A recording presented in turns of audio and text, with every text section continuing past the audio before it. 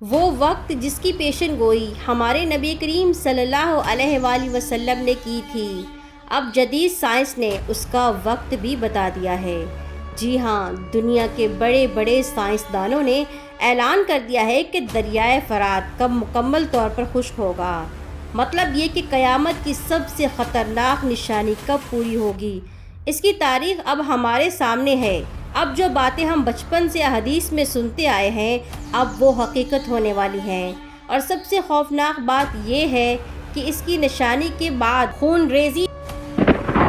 جنگ اور فتنہ اپنے عروج پر ہوگا۔ لیکن سوال یہ ہے کہ سائنسدانوں کے مطابق دریائے فرات کب خشک ہوگا اور اس کا قیامت کی نشانی سے کیا تعلق ہے، یہ سب جاننے کے لیے اس ویڈیو کو آخر تک ضرور دیکھیے گا۔ معزز ناظرین کرامی، یہ وہ وقت ہے کہ جس کی طرف اشارہ صدیوں پہلے دیا جا چکا ہے، وہ وقت کہ جس کے بارے میں ہمارے نبی کریم صلی اللہ علیہ وآلہ وسلم نے فرمایا تھا کہ قیامت اس وقت تک نہیں آئے گی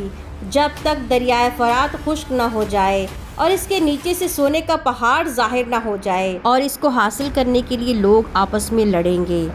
اور 100 میں سے 99 مارے جائیں گے۔ آج دنیا کے سائنسدان اس بات کی تصدیق کر رہے ہیں کہ واقعی دریائے فرات بہت تیزی سے سوکھ رہا ہے۔ عراقی حکومت اور خاص طور پر وزارت طبی وسائل نے بتایا ہے کہ اگر فوری طور پر اقدامات نہ کیے گئے تو دریائے فرات 2040 تک مکمل طور پر خشک ہو سکتا ہے، مگر کچھ ماہرین یہ کہتے ہیں کہ یہ وقت ابھی اور بھی زیادہ قریب ہے، شاید 2030 یا پھر 2035 تک۔ معزز ناظرین کرامی، اگر ہم دریائے فرات کی اہمیت کے بارے میں بات کریں تو اسے تینوں مذاہب یعنی اسلام، عیسائیت اور یہودیت میں اعلیٰ مقام حاصل ہے۔ یہاں تک کہ اس دریا کے بارے میں ایک حدیث شریف میں یہ الفاظ بھی ہمیں ملتے ہیں کہ دریائے فرات دراصل جنت کے چشموں میں سے ایک چشمہ ہے، یعنی اس دریا کا پانی صاف ستھرا اور پاکیزہ کرنے والا پانی ہے۔ یہی تصور ہمیں عیسائیوں کی کتاب بائبل میں بھی ملتا ہے۔ بائبل کے چیپٹر نمبر 16 کے مطابق یہ دریا جنت کے دریاؤں میں سے ایک ہے، اور اگر یہ خشک ہو گیا اور دنیا کے تمام بادشاہ اس پر لڑائی کریں گے، یعنی یہ پیشن گوئی بائبل میں بھی موجود ہے، لیکن اس پیشن گوئی کو زیادہ وضاحت اور صلاحت کے ساتھ نبی کریم صلی اللہ علیہ وآلہ وسلم نے فرمایا۔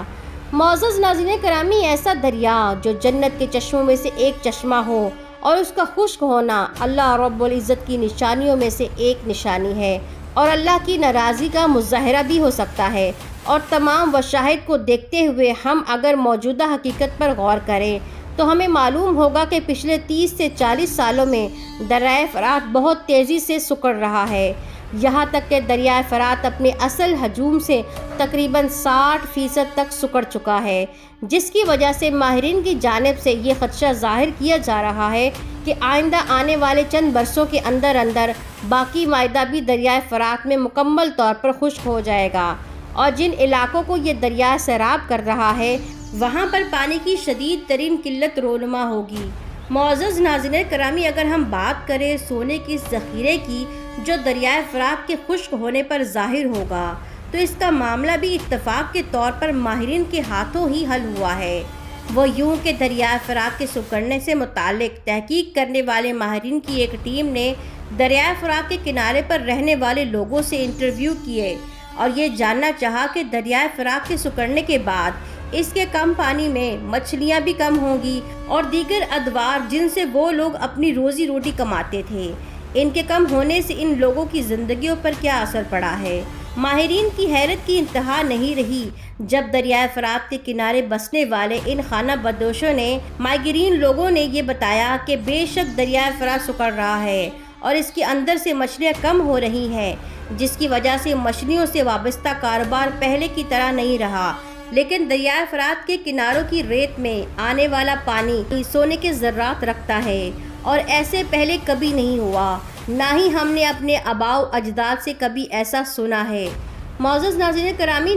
ماہرین کے مطابق جب انہوں نے دریائے فرات کے پانی میں ملی ہوئی ریت کو چھانا تو اس میں سے سونے کے چھوٹے چھوٹے ذرات ملے۔ ایسا لگتا ہے کہ دریائے فرات کے نیچے سونے کا کوئی بہت بڑا ذخیرہ موجود ہو۔ اور یہ ایک دریا ہے، نہ تو اس کو خشک کیا جا سکتا ہے اور سونے کے حصوں کے لیے نہ ہی اس کے پانی کو کہیں اور موڑا جا سکتا ہے، کیونکہ اس دریا پر کروڑوں لوگوں کی زندگی کا انحصار موجود ہے۔ معزز ناظرین کرامی، ماہرین کی تحقیق کا مقصد تو کچھ اور تھا، لیکن یہ ایک بہت بڑا انکشاف تھا کہ وہ اس کی تحقیق کرنے پر مجبور ہو گئے، اور ان کے لیے حیرت امیز جھٹکے ابھی بھی موجود تھے جب انہوں نے یہ جانا کہ اس کے بارے میں اللہ رب العزت کی الہامی کتابوں میں پہلے سے ہی پیشن گوئیاں موجود ہیں، یہاں تک کہ نبی کریم صلی اللہ علیہ وسلم نے نہ صرف سونے کے اس ذخائر کی پیشن گوئی کی، بلکہ اس سے نتیجے میں پیدا ہونے والی عظیم فساد کے بارے میں بھی بتلایا جو سونے کے لیے اس ذخیرے پر قبضے کے لیے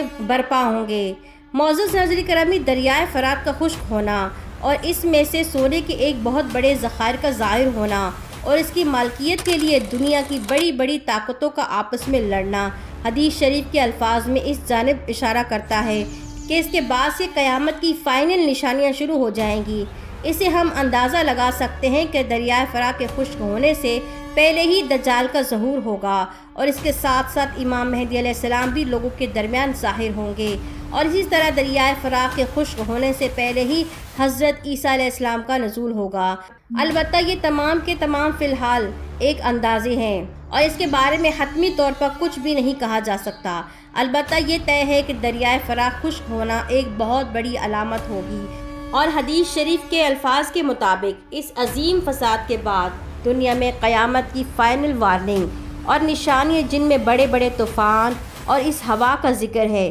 جو تمام کے تمام مومن لوگوں کو اللہ رب العزت کے حضور بھیج دے گی، یعنی تمام کے تمام مومن لوگ اس ہوا اور دھوئیں سے فوت ہو جائیں گے، جبکہ دنیا میں صرف کافر موجود رہیں گے جن پر قیامت واقع ہوگی۔ معزز ناظرین کرامی، سائنسی حوالوں سے ماہرین نے جب اس حوالے سے تحقیق کی تو انہوں نے جانا کہ دریائے فرات کے خشک ہونے میں ابھی 10 سے 15 سال موجود ہیں، اور دریائے فرات کے خشک ہونے کے بعد چنانچہ دریا کا ڈیلنا ایک دلدلی زمین کی طرح ہوگا، اور اس میں مزید تحقیق کرنا کافی مشکل ہوگا، کیونکہ جس طرح سے دریائے فرات کے پانی میں سونے کے ملے ہوئے ذرات لوگ ڈھونڈ رہے ہیں، جس سے یہ صاف ظاہر ہو رہا ہے کہ وہ وقت قریب نہیں جب دریائے فرات مکمل طور پر خشک ہو جائے گا اور قیامت کے واقعے کی نشانیاں پوری ہونا شروع ہو جائیں گی۔